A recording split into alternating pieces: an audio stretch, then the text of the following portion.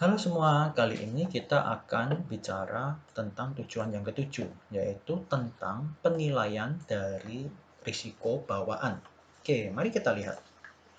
Jadi, penilaian atas risiko bawaan sendiri itu adalah usaha yang ditempuh oleh auditor untuk bisa memprediksi, ya, memprediksi di mana salah saji yang biasa terjadi ataupun salah saji yang jarang sekali terjadi di dalam apa? Di dalam financial statement segments. Jadi kita melihatnya dari segmen-segmen laporan keuangan. Seperti apa? Jadi segmen-segmen ini seperti siklus penjualan, ya.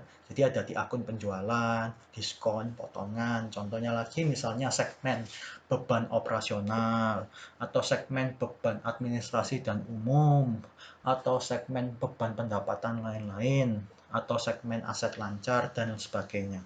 Jadi di sana kita bisa lihat kira-kira resikonya di setiap segmen itu bagaimana, besar atau kecil. Oke, hal ini akan mempengaruhi masalah ini, jumlah audit evidence, jumlah dari bukti audit yang harus dikumpulkan sama auditor. Nah, berkaitan dengan jumlah audit evidence ini, nantinya auditor akan mempertimbangkan faktor-faktor dan akhirnya untuk membuat prosedur audit untuk bisa mengumpulkan bukti audit. Nah, biasanya pertimbangan-pertimbangan ini dilakukan saat tahap perencanaan dan nanti akan diupdate terus sesuai dengan prosesnya. Jadi, seperti ini. Penilaian IR, penilaian risiko bawaan, nanti kita akan melihat resikonya ada di segmen-segmen laporan keuangan. Nah, setiap segmen berbeda-beda resikonya. Ada yang besar, ada yang kecil. Hal itu akan mempengaruhi jumlah bukti audit yang harus dikumpulkan. Nah, bukti audit yang harus dikumpulkan banyak atau tidak nanti akan dipengaruhi oleh prosedur audit. Ya, jadi sekali lagi saya ingatkan, prosedur audit itu dibuat untuk bisa mengumpulkan bukti audit. Kalau bukti auditnya mintanya banyak, berarti prosedur auditnya harus lebih efektif. Kalau bukti auditnya mintanya sedikit, berarti prosedur auditnya nggak usah banyak-banyak, ya. Seperti itu, ya. Lalu mari kita lihat faktor-faktor yang harus menjadi pertimbangan saat menilai inherent risk. Oke. Faktor pertama, ya, di sini ada banyak, ada 9. Faktor yang pertama adalah sifat dasar dari bisnis klien. Saya berikan contoh. Misalnya, contoh bisnis elektronik, ya, jualan barang-barang elektronik. Biasanya perusahaan yang mempunyai bisnis elektronik ini mempunyai kelemahan di bagian persediaannya, ya. Jadi risiko adanya persediaan yang usang. Nah, jadi banyak sekali, ya, kalau elektronik banyak sekali perusahaan yang numpuk di gudang karena nggak laku-laku. Nah, hal ini mempunyai risiko yang tinggi atas segmen persediaan. Seperti itu. Oke, itu adalah sifat dasar dari bisnis klien. Jadi, beda bisnis, penempatan di segmen laporan keuangannya juga bisa berbeda. Nah, seperti itu. Lalu yang berikutnya, yang sangat cukup membantu adalah hasil dari audit sebelumnya. Di sini ceritanya kita akan belajar salah saji, ya, yang timbul di audit sebelumnya. Ya, salah saji yang timbul di audit sebelumnya. Jadi ceritanya, kalau perusahaannya itu diaudit, biasanya pasti ada salah saji. Lalu kalau misalnya diaudit lagi, biasanya salah sajinya sama. Karena memang di sana kelemahan daripada perusahaan tersebut. Jadi, dengan adanya pengalaman audit atas hasil audit tahun lalu, kita bisa menentukan bahwa IR di segmen tertentu itu mempunyai risiko salah saji yang besar. Karena salah sajinya nanti biasanya ya di sana-sana saja. Kok kayak misalnya seperti ini, bisnis elektronik. Ya nanti resikonya salah sajinya ada di sini terus seperti itu. Nah, lalu faktor yang ketiga. Faktor ketiga adalah masalah initial engagement, perikatan awal dengan perikatan pengulangan. Jadi maksudnya adalah pertama kali kita ngaudit versus kita ngaudit di tahun-tahun berikutnya. Oke, jadi biasanya awal audit kita menetapkan resiko kita selalu tinggi. Kenapa?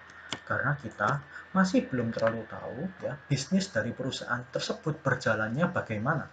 Nanti seiring dengan waktu ya, tahun demi tahun kita ngaudit lagi di perusahaan yang sama ya, IR-nya ini akan semakin rendah, tidak setinggi awal audit. Kenapa? Karena kita sudah tahu ya, kita sudah mendapatkan pengetahuan cara bekerjanya di perusahaan itu bagaimana, celah-celahnya di mana saja, sehingga kita bisa menetapkan IR-nya tidak setinggi pada awal tahun pengauditan. Seperti itu. Lalu masalah berikutnya adalah, faktor berikutnya adalah related parties. Jadi di sini adalah resiko ya, di mana tidak terjadi transaksi dengan pihak independen. Ya, jadi karena tidak terjadi transaksi dengan pihak yang independen, berarti bisa terjadi resiko atas kecurangan misalnya. Misalnya mereka bisa bermain harga, jual beli, hutang piutang sendiri ya untuk meningkatkan nilai penjualan. Nah, itu harus diwaspadai ya karena tidak dilakukan dengan pihak independen. Ya, berbeda dengan kita melakukan transaksi dengan pihak ketiga. Karena pihak ketiga itu tidak mempunyai kepentingan di perusahaan tersebut. Ya, jadi ini adalah risiko dari hubungan istimewa. Karena resikonya mereka bisa saja mempunyai permainan di dalam transaksinya. Lalu berikutnya masalah kompleks atau transaksi yang tidak rutin. Ini seperti yang kita bahas sebelumnya. Ya, jadi di sini biasanya klien untuk transaksi yang tidak rutin mereka biasanya banyak salah saji. Kenapa? Kok bisa? Karena klien jarang mencatat atau jarang menjurnal transaksi tersebut. Dan biasanya transaksi yang tidak rutin itu mempunyai kompleksitas ya, mempunyai kompleksitas atas kebijakan standar akuntansi tertentu. Nah, mereka perusahaan yang tidak punya pengalaman dalam menerapkan standar akuntansi tersebut bisa jadi mereka salah jurnal. Ya, salah jurnal otomatis salah saji. Ya, salah saji dalam hal ini error. Nah, karena tidak disengaja seperti itu. Itu adalah complex or non-routine transaction. Lalu berikutnya, masalah keputusan judgment atas saldo akun maupun transaksi tertentu. Biasanya dibutuhkan kemampuan ya. Ini ada di halaman 317. Biasanya dibutuhkan kemampuan untuk bisa menetapkan ya keputusan untuk mencatat saldo akun tertentu maupun transaksi tertentu. Biasanya ini karena adanya estimasi akuntansi biasanya. Nah, estimasi akuntansi yang salah ya ini bisa menerbitkan salah saji material ya. Misalnya mereka tidak memahami cara menilai hedging ya, lindung nilai persediaan atau lindung nilai aset sehingga mereka mencatatnya secara salah dan timbullah salah saji yang material. Contoh yang lain misalnya estimasi akuntansi yang butuh kemampuan adalah menetapkan dana pensiun untuk 30 tahun ke depan. Nah, ini biasanya penetapan dana pensiun memakai jasa profesional, biasanya jasa aktuaria. Jarang sekali perusahaan bisa menghitung sendiri karena kebijakan estimasinya rumit, ya. Ada perhitungannya sendiri. Nah, seperti itu. Jadi butuh kemampuan dalam judgment, keputusan.